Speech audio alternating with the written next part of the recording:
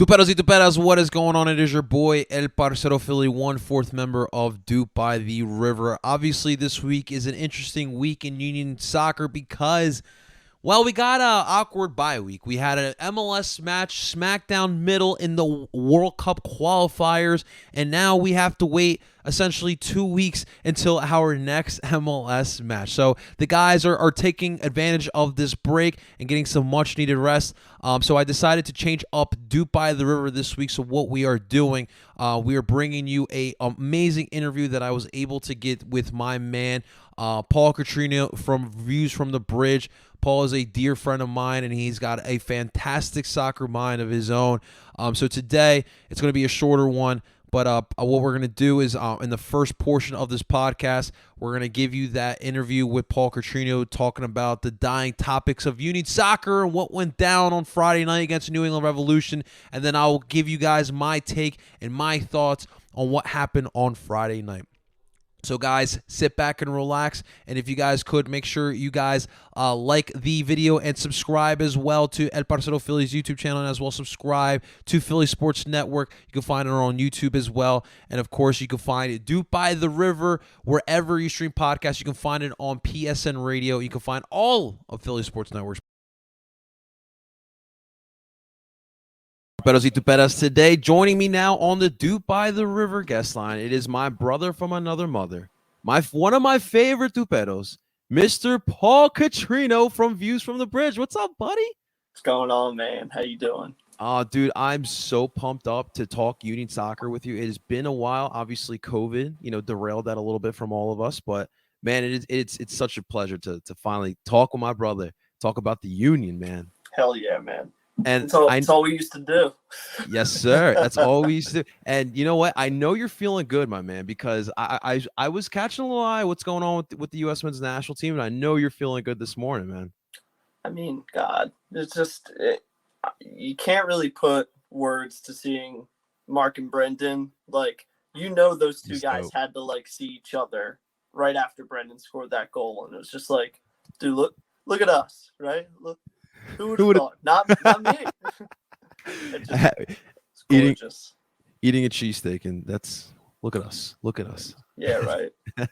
That's wild, dude. I mean, I'm not totally convinced on their product, but I could care less. Short term, that was a great moment last night. So I'll take those little day-by-day victories.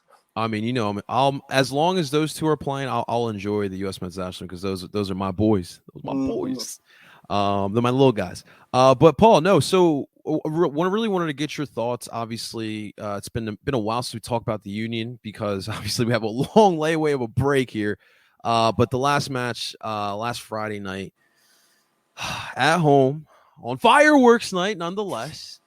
There was nothing less than fireworks on that Friday night as the Union fall 1-0 to New England, and that goal was absolutely, it was one of those goals you just kind of wanted to smash a beer can on your head or smash your head into something. Just watching Finley and Flock arguing over who was supposed to grab Polster was just like, guys, come on. I was like, please just figure it out a little bit. Right. We're better than this, guys. Right. And second half, obviously the red card by Traustason and then of course everyone's favorite New England player now in Philadelphia, Henry Kessler.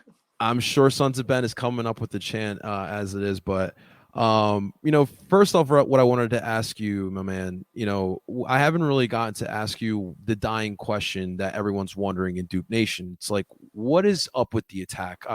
I wanted to get your thoughts first about the attack leading up to New England, and obviously, New England we had a lot of kids and a lot of new players. But what's your thoughts on the attack leading up to this match? I mean, wholly inconsistent. They're clearly. I mean, it's clear that with Davo, they hope they're bringing in someone who will be able to maybe fill one of these roles that have been far from consistent in regards to how they approach games. I mean, we all love Sergio, but he gets hurt and he can't really play every single game. We all really want to like Casper because he's very marketable and he's very much likes the city. But my God, man, you need to be a little bit more clinical with your finishing. And it's little things. It's little bits of effort. It's little bits of I don't know. I haven't. There's no sample size to say what a great, fantastic Union attack looks like, besides from Hmm. when we were rocking with Brendan. That's yeah, and of course he plays a different position, so you can't really look back on your Union season and be like, wow, why can't we be like this? Because we haven't really ever had that, and you just kind of hope that's where the big change has to be. We can Right. talk about replacing a midfielder in Brendan and a center back in Mark, how they're two best players, but you don't have anyone that's going to scare an opponent up top. You just don't. I mean, you're absolutely right. I mean, you nailed it on all the topics there. But I mean, Brennan to me has really been difficult to kind of replace. I mean, you know, guys like Daniel Gaz, that guy like guys like Boris Dochkal, the style they facilitate. Guys like Marco Fabian, he sometimes likes to do it a little bit more on his own, but Brendan brought us like that perfect balance of someone who was a workhorse. He was able to facilitate and he could score a goal on his own.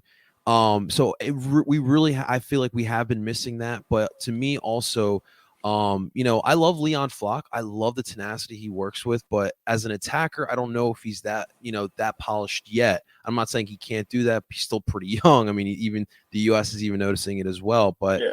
for me, it's the midfield. The midfield has been exposed. I feel like that compactness that midfield was on defense kind of has been getting exposed, and then on the attack. Like I'm not seeing that flow. Like I'm not seeing that link up from the back line to the forward line, like you mentioned. You mentioned Casper on his own. He 1 minute it's like Casper the Great, but then he disappears. He becomes the friendly ghost, Yeah. like we like to call him. So it's just definitely been rough, man. Yeah, and it's like you're looking at there's so many good pieces in that Union midfield, but you Yeah, don't have anyone to cover for El Brujo when it comes to having to like chop someone down. You don't have accountability at any of the shuttling midfielder positions because one of them's a 20-something-year-old kid you just bought from Germany, and the other one's your captain who you're afraid to bench. And it's like Bedoya's had those moments where it's like he's not able to help out his teammates in that deep lying midfield because he's so tired. It's because he plays yeah. all the time. It's just rough. Like, they do have the ability to rotate and everything, but it just doesn't seem like Jim really wants to. If You, he's got his top options, he's just going to go that way.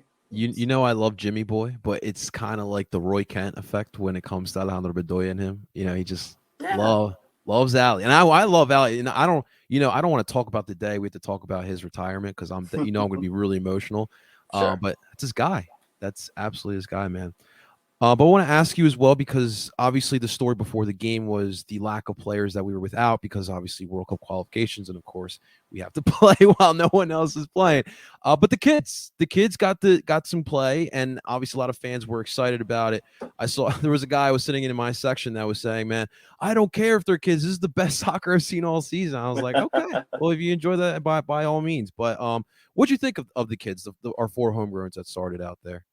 They played with energy. They played like they wanted to really be out there and, show that they deserve to be out there because they do. And That's true. yeah, I mean, they just do. It's a shame that it's not a shame that there's so many young, talented kids on this team that they just can't spread out those minutes like they can, especially with a lack of an open cut. But they looked energized. They look like they actually have been playing together for years, and had good link up moments, and were not afraid to run directly at defenders, which is what no, because it's great when you have someone who wants to run directly at a guy on a Hmm. diagonal and you have to force a center back to come out of position, or you have to have someone from a fullback position come over to close that lane, and that's where more runs start opening up. I don't know. It feels like when you have the normal starters, you have like a little possession based game where it's like get the ball here, and it's like, Hmm. all right, now where do we go? It's like no, just run at it, and you can start unlocking these channels. And when you don't have a guy who's willing to go at it and would rather just facilitate, it's not that great. It's not that fun to watch because it's like very lethargic in the build up. At least this game, had moments of like, ooh, oh, hey, Yeah. there's like, yeah, I get why people really liked that. I mean, it's fun to watch. It's just like, sure, you might not get the exact result you need, but it was very, very good to see energy from these kids, especially when you're missing a lot of leaders in that lineup. They were able to hold their own, even though New England had missing players as well. But That is very true. Very true. yeah, So ironically enough, I really felt like that right side of the Union attack, they looked like they had some sort of chemistry brewing up. Obviously, a lot of kids on that side. But I love Nathan Harrell. But the link up I felt like with him, Quinn Sullivan, and Paxton Aronson, and I mean a little bit of Ali as well. But that I felt like that was a lot of fun. And Quinn Sullivan's first touch, holy crap, man, it's yeah, absolutely ridiculous. he knows how to set himself up, and it's like that's what made Brendan so good. It was like he didn't even have to be facing his own goal. He could get the ball and know exactly where to put it the first time, so that he's already in a positional advantage to beat his man.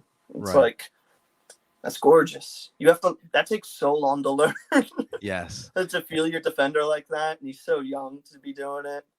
Right. No, you're absolutely right. I really was looking forward to the 4-2-3-1 because this season I feel like the 4-4-2. I love the 4-4-2 diamond, but obviously teams are kind of starting to figure it out. I'm like, gotta try something a little bit different. So I wanted to see the 4-2-3-1, but we just didn't have the person. I don't in general we don't have the personnel, but we really did not have the personnel. I just did not think that Leon and Quinn, as good as they are, those aren't the positions for those guys, and it was really was tough to watch at times, man. Yeah, and it's funny because like you bring in a guy like Jesus Bueno who's supposed to be replacing El Brujo, and it's funny because like you could play those two next to each other in a 4-2-3-1, and that's gorgeous. Like that that's instant chemistry you already have between those two, and nationality and play style alone. Like you do have the option to do that going forward, which Right. is why I'm telling people not to panic because our new signings aren't acclimated yet. And everyone's like, we do this every season. It's like, well, you're just going to have to keep doing it, honey. It wouldn't be Because, Philadelphia, like, man. yeah, it's just the way it is. Like, Pretty much. they're going to be okay. They have talent. We don't need to go out and win another trophy this year for this to be successful. We need to see how we handle this new territory of being a team that now has eyes on it, and European and other really good clubs want to take our guys. Like the market's Right. just opened for Philly, and we need to get used to that. We need to get used to the quick turnaround when it comes from success. Okay, now you've gotten worse. How do you get yourself better very quickly going into your next season? And as of right now, they're like just floating below that bar of being able to do that. It's very much the consensus that we're not sure if the Union are going to be able to acclimate to that style of this new MLS. Yeah, man. But there's still more season left. Yes. Yeah. I mean, to that point, I mean, very well here in Philly. I mean, you are also a passionate Sixers fan. We lack a little bit of patience in our fan bases. Because I think we see like other cities, like, it's tough when you see Boston up there, they're always winning. And now New England's, the rivals are pretty solid. So we just lack a little bit of that patience. But I do agree with you. This is a long-term project. I mean, look, if you're seeing these kids who aren't even like legal enough to drink, legal enough to buy a pack of cigarettes, which I hope they're not smoking cigarettes, right? But if they're able to do that on a pitch, future looks pretty damn bright. I definitely must say there, man. But you mentioned it with Jesus Bueno. What is your expectation of Bueno once he is fully acclimated with the club? Well, it's someone that could actually, maybe stay for a while. And I say that while knocking on my wooden desk because it's very much one of those things where, if he explodes, the eyes on the city are already very big. Like the market alone is enough of a point to send a scout here. But the fact that you've got a guy now who's going to be like, you've got DeVry who didn't play for us damn near all season, and he's about to make really big. He could be making a big impact for a Serie A team like very soon. And you're clearly seeing that on the international stage, our guys are shining and they're paying more dividends than the other guys that are on this national team. So I like that Bueno is coming in to learn under someone who's basically the exact same player as him. Right. And that's great because if the Union have done anything right in their time of existence, it's been pairing up young players with good veteran players to teach them how to go about it. And that's been going on that way before Ernst Tanner came to town. Yeah. Yeah. I mean, even so, like, Bueno comes from Deportivo Lara, where he was a captain at 19 years old. I should tell you his pedigree right there. So I do have to ask, because obviously Justin's crazy kit collection. Will a Venezia FC kit be in Paul Catrino's closet by season's end? Should be in by month's end. I already ordered one. No, I already ordered one. Well, yeah, so I found it off of a website that is not the Venezia website. I will not reveal my source just right now. But I got it for pretty cheap. You can't get it customized. So what I'm going to try to do... No, hold on. I got the away kit, by the way, not the home one. So once it gets here, I'm going to try to take it to Sub and be like, listen, I only got this jersey because there's a Union player on it. I don't care if you use your MLS lettering on the back because it's sexy. I like the new MLS lettering. It's pretty good. It is. Throw this on the back of my kit. Here's $20. Like, just give me De Vrij number. That's a pretty sick idea. I love where your head's at all the time. That is a pretty sick idea. If you look for it, if you could pay $120 on the Venezia website for a customized kit, and you'll have to wait a few months because they just don't have any anymore. Or you could get one from somewhere, and you might save yourself even like $60 or $70 doing it this way. So it is a pretty sexy kit. I will say it is a pretty sexy kit. Yeah, I can't get over it. The color scheme is gorgeous. Their execution is Kappa. So damn good. Solid job. Usually they do a solid job. Yeah. Except for these bland Napoli kits. I don't like that. You're biased, but Paul, let me ask you, because I feel like you're most well known by in the Union verse, as I like to call it, as the guy who would ruffle the feathers, I guess we could say, of Ray Gaddis. Obviously, he is no longer here, but I wanted to get your opinion on that position, because I feel like we've seen three different guys now play that right back position for the Union now consecutively, right, starting wise. Bizo, Powell, and now Harrell. I wanted to get your thoughts. What do you think now about the right back position? Well, I do need to see more from Powell, and if I'm seeing a bit more consistency in build-up, I would really like to see him going forward. It's not a knock on Bizo. I think he's doing very well. They're a bit interchangeable, because if you need sturdiness, you should default to Powell. Right. If you want to bring more to the attack and you want to play the diamond and you need that width, you should maybe go Bizo. It's a kind of good situation to be in, because none of them are like the clear favorite, which means they just have to keep challenging each other in practice. And that's kind of just how it should be. Like if you look at the key core positions, those guys should be like, yeah, you already know they're going to be there. But when it comes to right back, you're not spending millions on a DP right back. You're never going to try to target just, that one position, and that's your only off-season thing you have to do.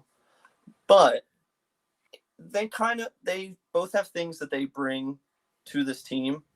And at this point, I do like Powell. I'm giving the slight edge to Powell, but I need to see more on the Union side instead of just because he keeps getting ripped away for international play. And I'm like, what is consistency with these guys? Like, it's not going to happen.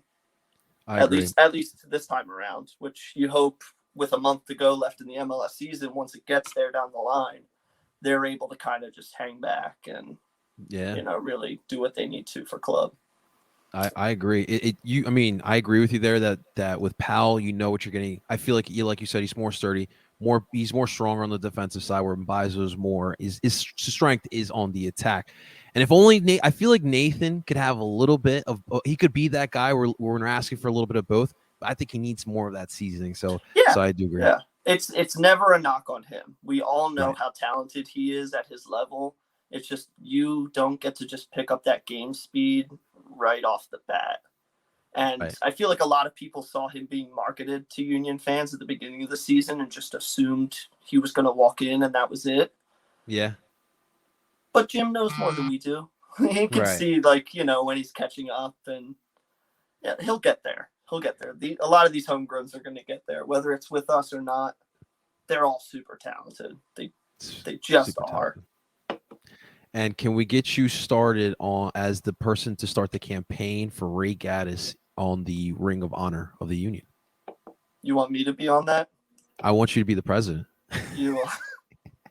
He's going to think it's a joke if you Full send it over circle. to him. It's full circle, Paul. Full Well, I circle. mean, that depends. No, I can't. I won't start your conversation with what is the standard for the Ring of Honor based on performance versus longevity. That's up to the union to decide. I don't run a professional club, but if what's his name, Gauskas from the Cavs can get his number retired with the Cavaliers, I think Ray can get put on that wall. I'm just saying. I'm just saying. Before we move on from New England, Henry Kessler, obviously, there was a lot of talk. A lot of us were heated. I was in Sons of Ben. I felt like I wanted to jump out there. Obviously, wasn't going to do that. But there's a lot of talk about, it's just time wasting. I felt like he could have seriously hurt someone. And I want to get your thoughts. Like, is it justifiably so what he did? sorry, no, I didn't mean to take off my headphones for that. Did I think he was going to hurt somebody? No. Do I think it was shithousery at its finest? Yeah. I mean, it just is. And, we all want to talk about time wasting, and we all think that the game is above that. And, we don't want that in our game. I get it. We don't want to waste time. We want to watch more action, more everything. That was kind of fun. and even at the extent of pissing off Union fans, I get why he did it. The pointing and clapping at the fans, not cool. I'm totally fine with them pushing him down the tunnel and being like, get the hell away from our supporters. No, you're done. Goodbye. Like, you did what you had to do. But the whole, getting rid of the ball, it's like, yeah, if someone did that on our team, you absolutely know he'd be like, that was pretty cool. That was, I don't know, man, 89th minute and he's doing that. It's like, but then falling over, the fake, he gets hit and then he falls over. No, trash. Get rid of it. Nope, don't like that. But the clearing the ball thing, I was just like, I instantly, I was like, oh, I was like, I needed to keep myself in check to be like, what kind of player am I? I'm harmless at nature. I just want to have fun. Right. And that just seemed like Kessler's like, if I do this now, my teammates are probably really going to be like, hey, good job, man. Good job. So I get it. That said, he kind of sucks. I will say it definitely, listen, it's the rivalry is real here. People are doubting it. It's real.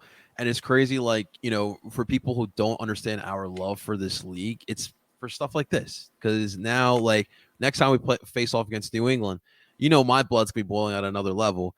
And I feel like a lot of Union fans are going to be the same way. And I think that just adds more to the game. But remember, guys, respect. Have some respect. Have some sportsmanship as well there. You're all there for a game, remember? Yes. We're there to support our guys, not to be a-holes, All right. So before we let you go, my man, you started this fantastic club, Sporting Serotonin. I kind of wanted to give you that spotlight and just talk a little bit about Sporting Serotonin and what's the goal with this, my man. So, playing in the Casa League is amazing. So many good captains and teams. That organization is trying to do so much for the Philly community. They really are. And I really just wanted to do something that was oriented towards just enjoying soccer. I've been on teams that have been uber competitive. I've been on teams that have been super dysfunctional and no one likes each other. And it hasn't been fun. It's like when soccer becomes a chore, that's a problem. Yeah. Especially when you want to just go out and play. and play with people you actually like. Yeah, It it's like, helps. and I'm not subtweeting anyone here. This is across my grand experience of soccer as a whole. I have met a-holes at every walk of life in soccer. And now I found this core group of dudes that really just want to go out and play. It's like, we're going to get good jerseys. We're going to market ourselves well. It's all going to look great on paper. And I said in our captain's meeting to a lot of people, it's like, look, you're probably going to beat us a lot of the time, but I guarantee you're not going to have more fun than us, because we are going to go out and have fun before the game, probably during the game. If I slide around, I'm joking all game. You can ask people who have been like strikers playing up against me as center back, and I will be joking the whole time. Like, just trying to get in their head with like little compliment. Like, I'm paying people compliments just to like distract them. And if that increases my game, so be it. He But just it's told me all nice harmless. touch. Yeah, right? It's like, yo, could you stop being so fast? Like, honestly, could you stop? The heck said that? Yeah, but it's because people are good. Like, people are fun. They go out to play soccer for different reasons. Our reason is because we just want to go play. And if it's in a structured environment with jerseys and uniforms and people taking pictures, so be it. Like, that's cool. But Absolutely, my man. biggest thing is that I want to create a team for people that want to enjoy soccer and not have to worry about, oh no, I might get benched next game because I'm like not good. I'm like, dude, I'm not good, period. And I don't care. Like, that's not what this is about. Love So the I'm game. very much like, yeah, it's all about just going out there, and we get to do stuff afterwards, and we get to like promote that soccer is more than just trying to win a trophy. You Right. know, our slogan might as well just be happy to be here, because it's just we all are. We're all just happy to be here in a soccer community that's growing, and now we have an identity to it. And that's the best way to live life, my man. I absolutely love the thing you're doing here with Sporting Serotonin. Guys by the river, all of us on the panel here, we're in some sort of way here for Sporting Serotonin, part of the team as well. But you know me, Paul, when I look at this sport and I look at this country, I know it's not where it needs to be, but it's stuff like that that definitely helps. It's that community coming together, playing a sport. You know, some might not understand it, but just give it a chance. And that's all it is, man. It's all about the love of the game and just having fun at the end of the day. Love what you're doing. Yeah, and I really do appreciate it. I have a couple of your co-hosts joining up the team as well. I'm sure I'll convince you to play in the spring at some point. Yes, sir. See you getting 1% better every day. Yes, sir. Yes, sir. You know me, I'm like El Brujo without the red cards and without the karate chop. I don't got that in my arsenal. See, I'm the opposite of El Brujo, but I do get red cards sometimes. That's for very strange reasons. Awesome stuff. Awesome stuff. Paul, my brother, man, it is always a pleasure talking Union Soccer with you, my man. You know how much I love you, and seriously, thank you so much for coming in, Clutcher. You were. I made the joke in the group chat. You really came up. You were like Quinn Sullivan or Anthony Fontana, like in the 80th minute. That's how clutch you were. I'll take Fontana. That's cool. My Italian brother, man. Awesome stuff, guys. The feelings mutual, brother. Yeah, brother. I love you. I love you. Guys, you know where to find Paul Catrino. Find him on Twitter. And it's a great follow. I'll just say that it's a great follow. You might not agree with what he says, but that's the beauty of sports. We don't all have to agree on the same things, but he's got some absolutely great opinions. Yeah, Paul? And it's like, I always love interacting with people, and if you're wrong, like, that's cool and all. I'll fight you on it, and then we'll go out for a beer afterwards. It'll be great. Hell yeah, it's the best medicine. Just get drunk with them, right?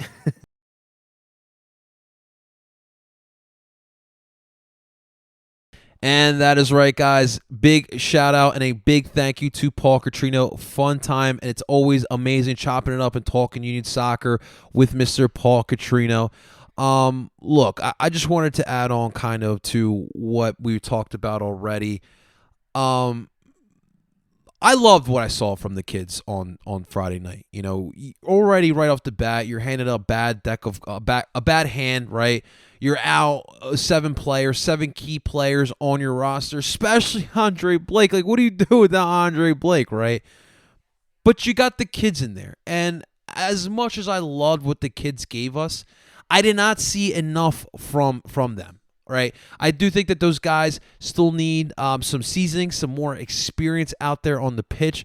But there was definitely some bright spots. And like we talked about, the 4-2-3-1 made the return. I was happy to see the 4-2-3-1, but we just did not have the right personnel.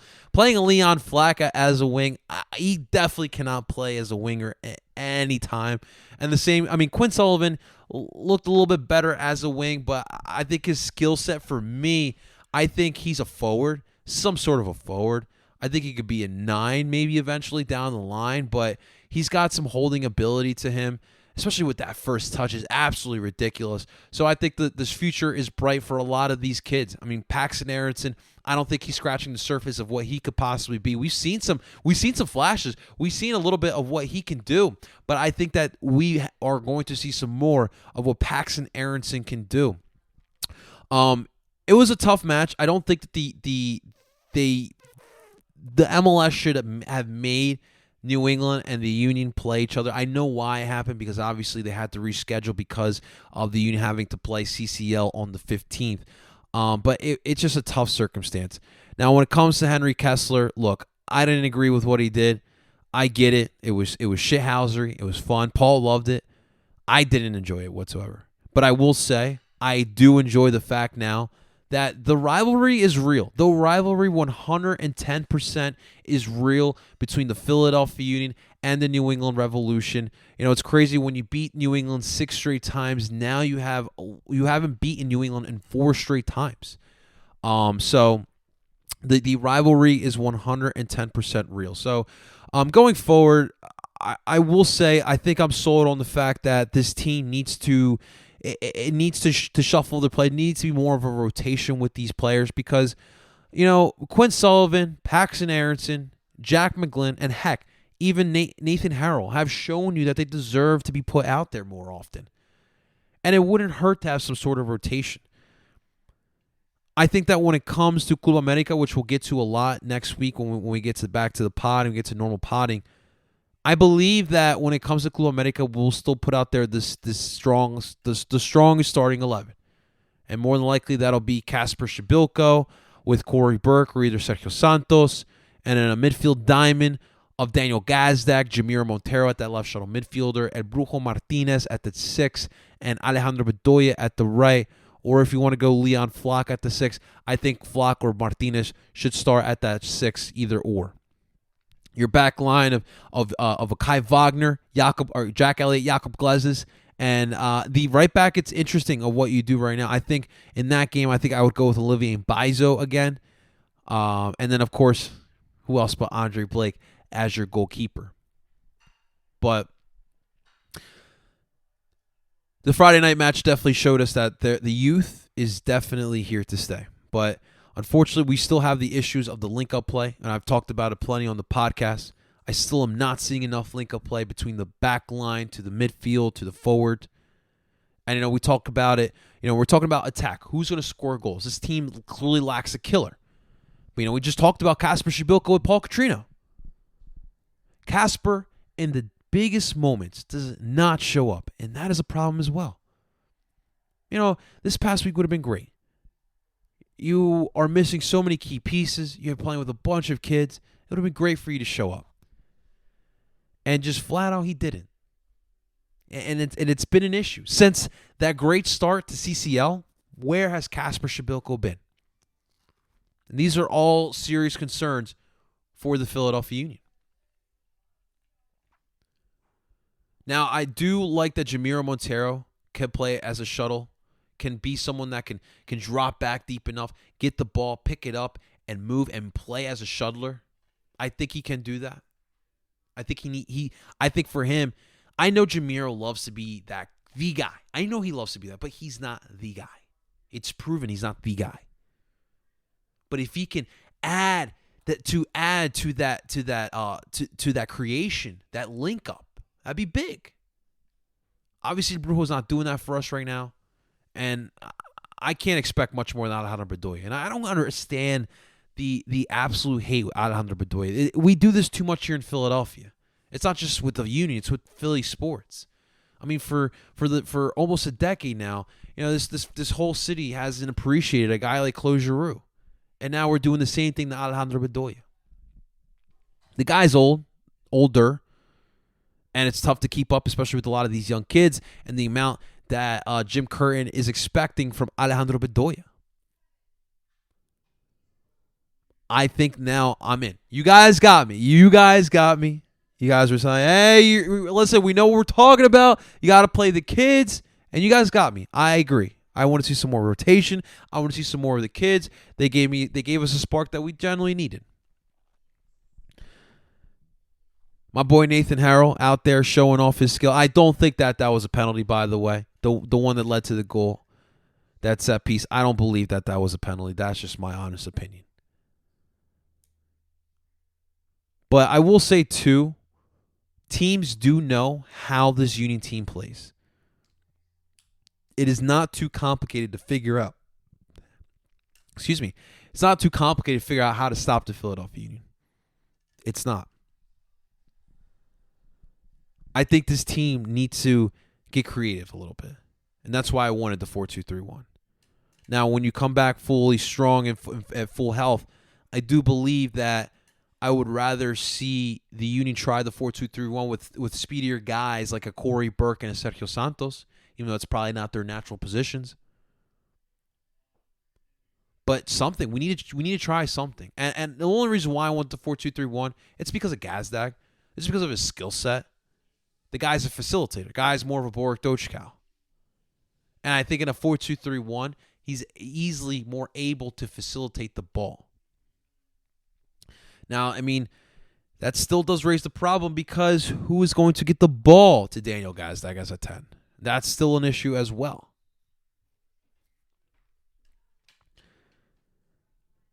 Friday night was still ugly. It was still truly ugly. I mean, the fact of the matter is, I know you're playing kids, but you're down 10 men to a New England side who also is missing key pieces. I know Carles Gil was able to come on in the second half, but no Busca, no Buchanan, no Turner. And they made Brad Knighton, former Union Brad Knighton, they made him look like Matt Turner might as well. You got to take advantage of that opportunity. You got to. And, big shout out to the Union players who defended the fans. What Henry Kessler did, again, like I said, I don't agree with. But then him going at it with the fans, take your ass back into the dressing room and get your ass back to New England. And shouts to the players sticking up for the fans. The fans would do the same for the players, and I love that the players did the same thing for the fans. That was a crazy night. I was there. At the moment that Henry starts looking at the fans in the River's End, starts making the whole gesture, literally, most of the River's End starts coming up to the rail and are ready to just pounce and drop into the field and start swinging off at Henry Kessler. It was pretty hilarious. It was one of the most exhilarating moments, at least for me, watching a Union match. I brought my girlfriend to that match, and she even said it herself. It was the most entertaining Union match she's been to. She's been to at least 15 Union matches in the 3 years she's gone to Union matches. But again, it adds to the rivalry. The rivalry is real. We know Philly and Boston don't like each other in other sports, and now we got it in soccer. We heard Jim and Bruce going at it last year in the MLS. Was it the MLS back? I think it was after MLS is back. But you heard Bruce talking about Jim and his whole system. He's finally learned how to beat it now. You got all these New England fans just, talking all this smack. The rivalry is real now. Red Bull, you can step aside because the rivalry is absolutely real here with the New England Revolution. Guys, we'll be back at it next week for DOOP by the River. Wanted to keep it short for this one. Just wanted to give you my thoughts, my 2 cents on what went down on Friday night. I'm ready to move on. And then after Club America, it's full throttle to the MLS Cup playoffs. We have to figure out this attack situation. You want to make a run in the MLS Cup playoffs, you got to figure this out. I'm not writing off this season. I think there's still plenty of soccer left to be played, and it's okay. I think. Listen, we saw what happened last year when they had all the accolades, right? Super Supporter Shield winner, #1 seed in the playoffs, and we saw what happened. Upset first round. Let's go in as underdogs. That's when we play the best. Let's go in as underdogs. But regardless, as Paul said, this whole season has been a learning experience for the Union. We made it to the semifinals of Champions League. That's a step. Supporter Shield last year. First playoff win the year before. You're taking small steps. This is Philadelphia. This isn't Boston. We don't win all the time. You take those small steps. You take those small victories. And we move on. So next week, guys, we'll be back at it. We'll make sure you guys do follow Duke by the River so you can find out when that next podcast will be. Hopefully, we'll have our full panel of Duperos, as I like to call them. And as they'll make their return back into Duke by the River, we'll be previewing the Club America match next Wednesday the 15th. It's finally here. Ladies and gentlemen, do not forget to like this video that'll be on YouTube on El Parcero Phillies YouTube channel, and subscribe to El Parcero Phillies YouTube channel. And also make sure you guys do subscribe to Philly Sports Network. All the live portions usually do get put out there. Unless it's Tuesday, and of course, that's Flipping the Birds Tuesday, so shouts out to Flipping the Birds. And of course, you can find Duke by the River wherever you stream podcasts through PSN Radio. You can find that on Apple, Google, and Spotify. Ladies and gentlemen, I'm 1/4 member of Duke by the River. I am El Parcero Philly, and I'm telling you guys to Duke on. Talk to you next week.